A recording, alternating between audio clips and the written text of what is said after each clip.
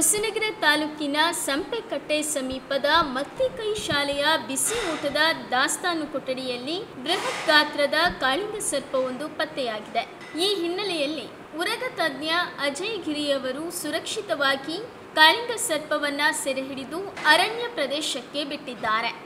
ಈ ಸಂದರ್ಭದಲ್ಲಿ ನಗರ ವಲಯ ಅರಣ್ಯಾಧಿಕಾರಿ ಸಂತೋಷ್ ಮಲ್ಲನಗೌಡ ಸೇರಿದಂತೆ ಅರಣ್ಯ ಅಧಿಕಾರಿಗಳು, ಶಿಕ್ಷಕರು, ಶಾಲೆಯ ಸಿಬ್ಬಂದಿಗಳಿದ್ದರು.